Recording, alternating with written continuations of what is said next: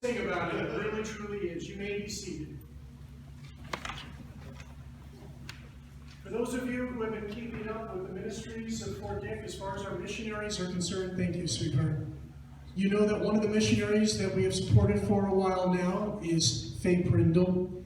And every once in a while, about once every 3 years, we get a chance to visit with her in person. She gives us an update on what God is doing through her missionary, the praise reports, the needs, how we can help meet those needs, all of those wonderful things. So for those of you who have been praying that the Lord would make you more missionally minded and cause you to think more and more, go, then what you're about to hear, I think, is going to minister to you and move you in that direction. So we are delighted to welcome back, to give us an update on how the Lord is blessing her ministry, Faye Prindle. Would you join me in helping her be moving forward?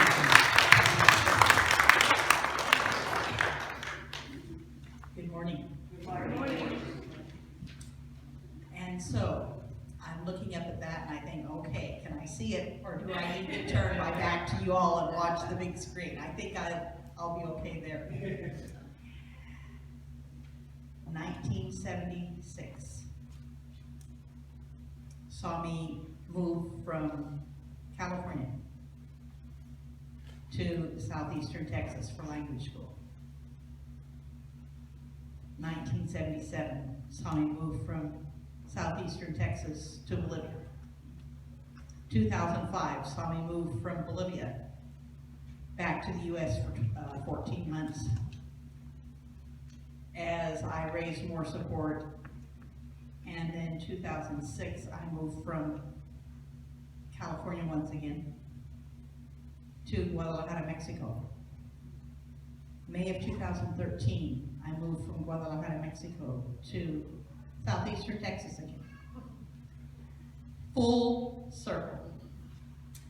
I didn't realize that when I left language school and I couldn't say perro, I could only say perro, that God was going to put me in a Spanish language teaching situation once again, where instead of learning Spanish, I was teaching Spanish. Half time I'm teaching Spanish, and the other half of the time, well, I'm teaching in the Bible college. All of it is Bible college, but half of it is in Spanish, and half of it English to Spanish. So we'll go from there. First slide, there's our main door, and then we go from there. When I say southeastern Texas, you see where it says Edinburgh? How many of you in the last 2 months have heard the name McAllen or Rio Grande Valley? That's us.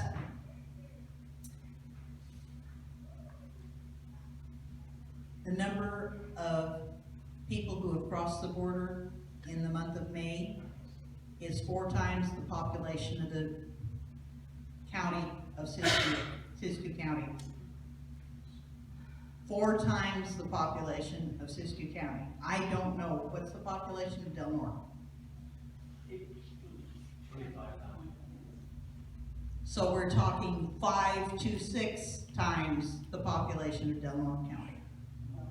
And that's only in 1 month. And a lot of them are coming through the Rio Grande Valley. So that's our reality. I know that question would come up, so I'll deal with it now. Yes, go to the next one.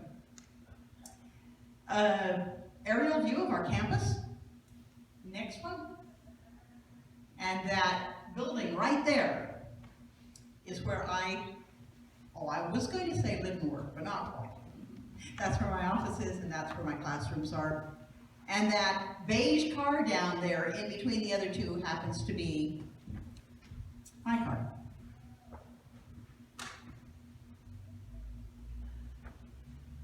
You think that'll be better? It's got a pointer on the top. Is the bottom button? Bottom button. Bottom button. Uh-oh. There you go.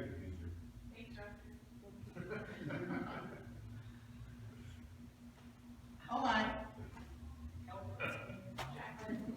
There we go.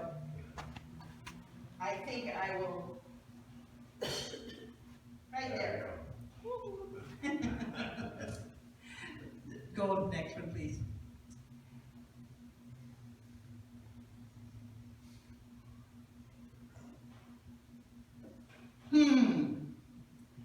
Yeah, it was working fine before. Technology is one of our enemy's ways of frustrating us. Absolutely. So we'll live with that, and I'll tell you a bit of what's going on.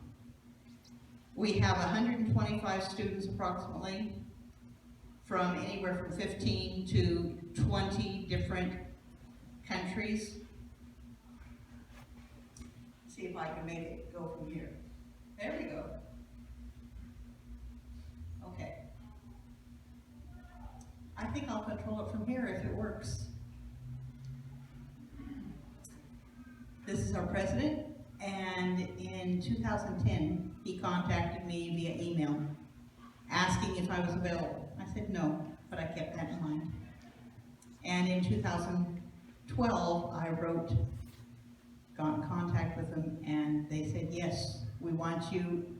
24 hours later, they sent me a preliminary application.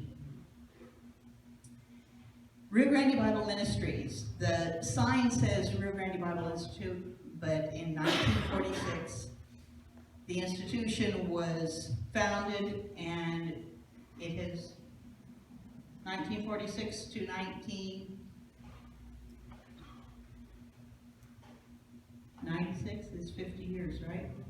Yeah. Add another, I think we're about 72 years. So, we have the Bible College, the language program, and the language program is actually part of the Bible College now. And I have to remember, I don't have to look back. I can look at the screen up here. And we have Radio Esperanza, Radio Hope, 3 radio stations in Spanish, and Bibleville Christian Conference Center. There's a view of our August student body, including families. We have a number of married students that come with wives and children. Oh yes, let's see if we can go back to that. It's not wanting to, okay. Well, anyway, students from all sorts of countries. Can we read it together? Mexico, Ecuador, Chile, Paraguay, Argentina, Bonaire, Peru, Venezuela, Colombia, Bolivia, Honduras, Cuba, Dominican Republic, United States, Canada, El Salvador, Netherlands, Antilles, and other nations. I could say the ABC Islands just above Colombia. Bonaire is where the Transworld Radio has their location and where they transmit nearly worldwide. Emphasis of our school, we have pastoral studies, mission studies, education, Christian education, women's ministries, and Spanish. 25% of our students are in the missions program. The majority of our women are in Christian education. Majority of the men above that 25% are in the pastoral studies. I think we have a couple of guys in Christian education right now. I wish we had more guys in Christian education. For some reason, there's a mentality that Christian education, teaching kids and teens, is only for the women. Absolutely not. Do you hear that? Absolutely not. We need men in our Sunday school classes so that the guys don't think it's a woman's thing. Our staff and faculty are not paid by the school. We all raise funds, and that's one of the things you all are having part of because you, as a church, support. Winter volunteers, we have more than 100 who show up sometime between the 15th of October and the 30th of April. And if they're on campus, they work 28 hours a week. In just about you name it, they do it. Jack of all trade, handcrafts, plumbing, auto mechanics, small motors, landscaping, lawn, they cut lawns, they help in the kitchen, they help input information for the library and things like that. And I teach specifically one Christian education course a semester, one women's ministries course a semester, and then the other half of my teaching is Spanish grammar. They moved me to Spanish grammar too, because they couldn't find anyone to teach Spanish grammar too. They could find someone to speak Spanish, and here I go spitting things out and not saying it correctly. They could find someone to teach Spanish 1, but not Spanish 2.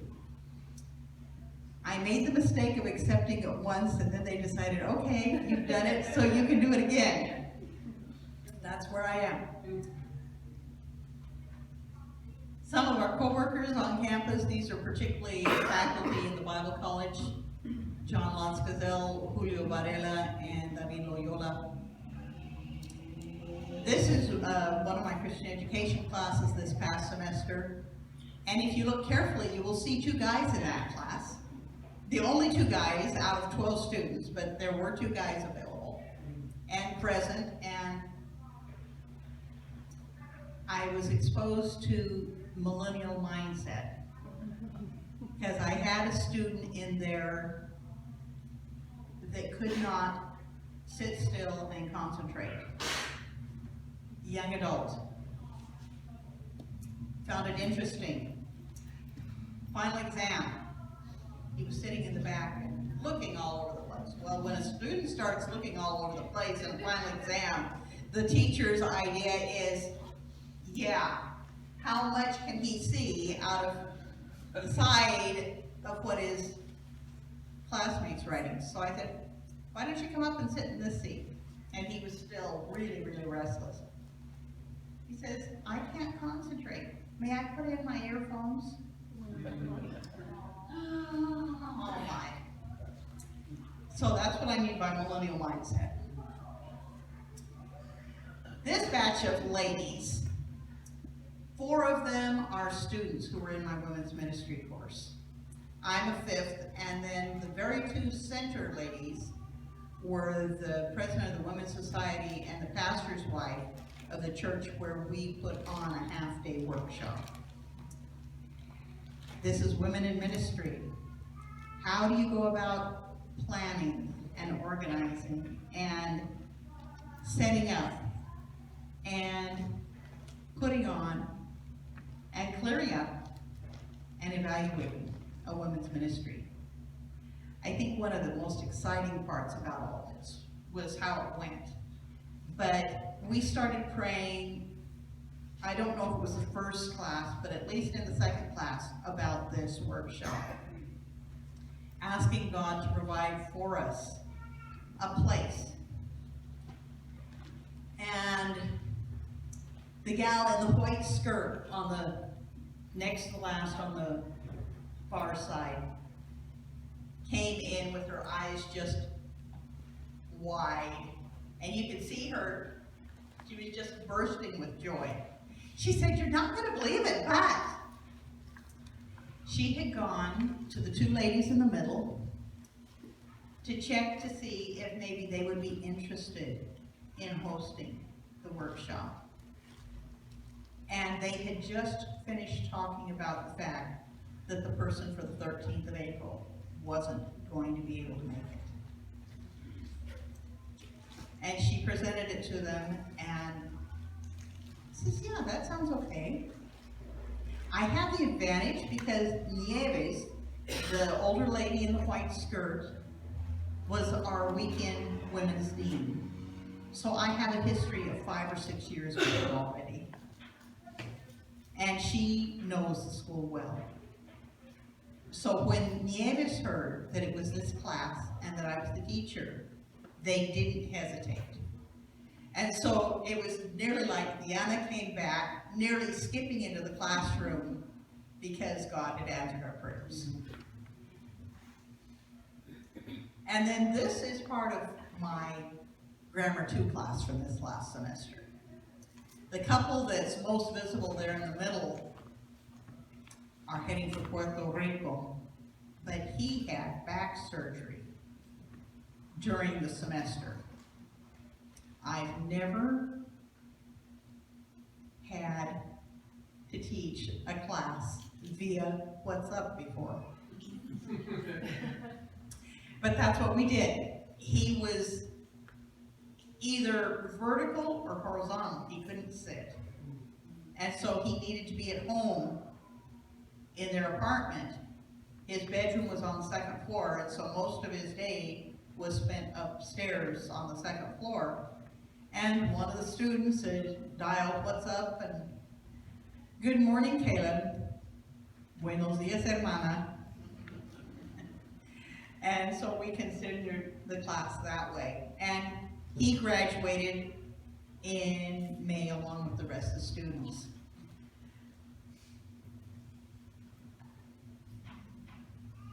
You don't expect to go through back surgery in the middle of language school. And we've often told our students in language school, you may think you're coming to learn the language, but God has brought you here to do a deeper work in you. It's more about who you are inside than where you're going. I think one of the most exciting things, other than Diana and her excitement, was the Roma Tower of Radio Esperanza. This is Radio Hope. I told you we have 3 radio stations, 1 AM and 2 FM stations. And in 2014, the money was raised for tower, land, and transmitter. It took more than 2 years to find a property, even with it being committed to prayer regularly. Finally found a property, but when they found out it was for a Christian radio tower, no, I'm not selling my property. And that happened 2 or 3 times. Lots of obstacles, reams and reams of paperwork and red tape. Once they did find the property, oh well, you had to have FCC, you had FTC, FAA, I don't know what all else. Plus, the local native tribes had to come and make sure that they didn't have any relics on the land and it wasn't one of their worship areas, and there had to make sure the ecology, there weren't the special animals in the area. Well, it finally, we realized that there was definite oppression there, and we had to specifically pray that God would release land. And yes, the land was purchased, the land is doing well. But drug cartel, how many of you are familiar with the figure of the Grim Reaper? You have a skeleton with a hood, and they have the scythe. Okay, in Spanish that's called Santa Muerte, the Holy Death. And a lot of the cartel members worship Santa Muerte. And if they're not worshiping specifically Santa Muerte, a lot of them still are involved in demon worship and occult. And you will see those kind of things in tattoos on their bodies. But work began, and things really started looking up. And we had a concrete transmitter building. After all, you don't want just anyone to be able to break into the building and undo all of the equipment. They had to buy an emergency generator, and those 2 things arrived on campus. Steel container had to be purchased. Tower arrived in sections. That tower was built in California by a Christian crew. including the footings. And that Christian crew from the West Coast, including a guy from Seattle, arrived at Roma to put that up. And that was month of December. Transmitter building at the site, an hour 40 minutes west of our campus. Tower at the site. Everything's building up. We're getting there, and the tower starts going up. I was home, well, I was with my parents. I wasn't home. I was with my parents. And the wife of our radio engineer posted pictures on Facebook every 2 or 3 days, and that's how I got these. There she is. Take a good look. Up there, I can't see it, but here, can you see the guy cables coming down? There are 20 of them on that tower, 5 on each side. And that's because the tower is 440 feet tall. And it has to have those guy cables so that it doesn't whip in a wind. It not only has to have the guy cables, it has to have lights so the airplanes don't run into it. And they're up near the top. You see that the antenna's installed. There are actually 3 or 4 men in that picture. 2 of them are on the tower. You see the second one up on the tower right at the very top? I'm not that kind of a person. I wouldn't be up, even with a safety belt, up on that tower. No way. But these guys did it day in and day out, and they stayed at a local church there in the area. And if you look carefully, there's a pickup in the back, white pickup, and behind the pickup is that container. So there you see the roll of cable, you see the transmitter building, you see the container, and you see the tower. What you don't see is that just off the screen is where the emergency generator is. And this is all broadcast from campus. So they have a satellite contact via campus, from campus to our towers. And obviously we're excited because the project was 4.5 years in process. We thought it was never going to work. Well, we figured it would because God allowed the money to be raised, so it had to be His will for it, but how in the world? The crew got home in time for Christmas. 31st of December, they did the first trial run, and it was running, and they've been broadcasting from the tower since the 4th of February. The signal reaches Monterrey, Mexico, and that 155 miles west-southwest is from Edinburgh. The next slide actually clears it up a bit. Take a good look. This is where the tower is located. And there's Monterrey, Mexico. And it's actually 107 miles southwest of where the tower is. 155 miles from where campus is. But look at the population that radio broadcast is reaching. Population that it was not reaching. What kind of broadcasting? Messages, music, prayer time, twice a day. They can write via email, or they can send a message via WhatsApp, or they can call in and say, would you please pray for public service announcements, legal advice, counseling, health advice. All sorts of that kind of information is also part of our broadcasting. We looked it up on Wikipedia, and it's broadcasting 5,000 watts.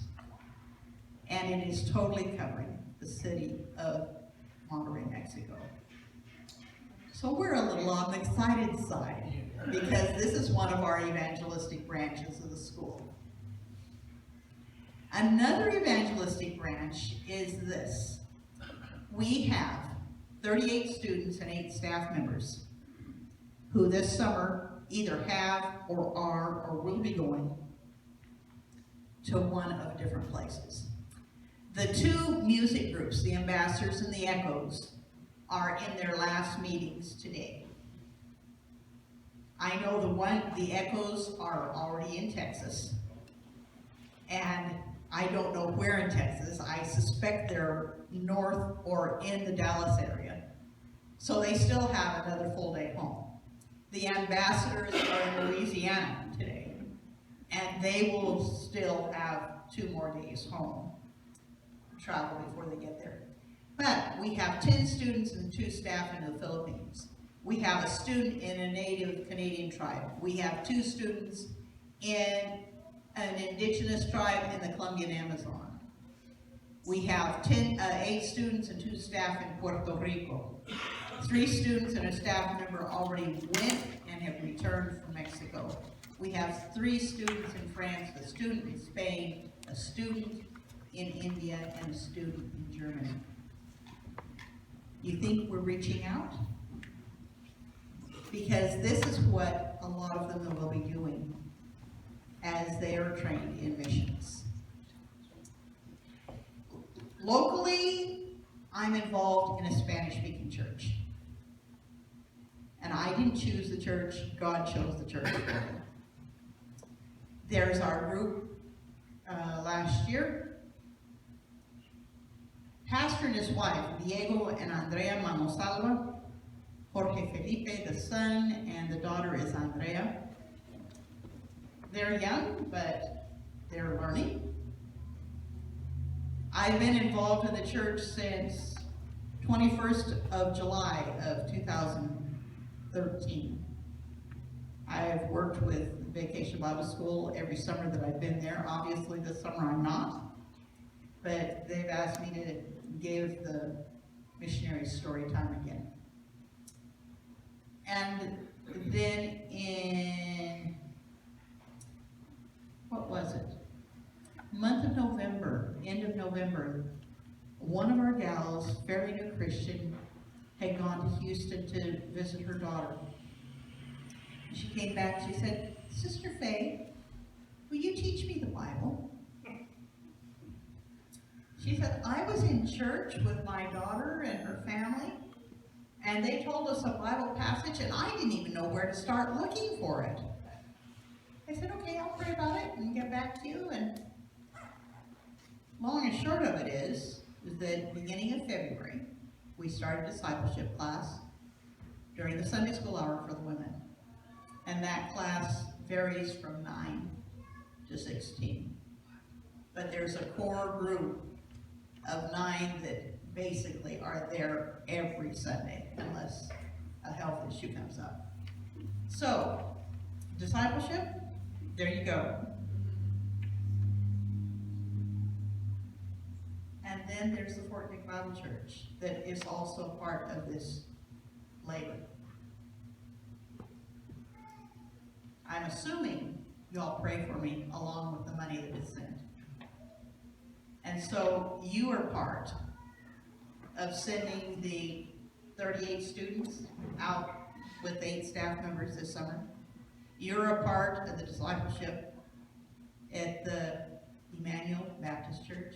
You are part of keeping me there so I can continue teaching. And I appreciate that.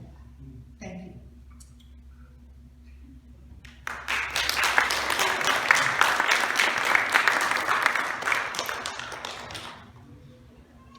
Well, thankfully, the majority of the slides ended up working, so that was great. We're very grateful for that.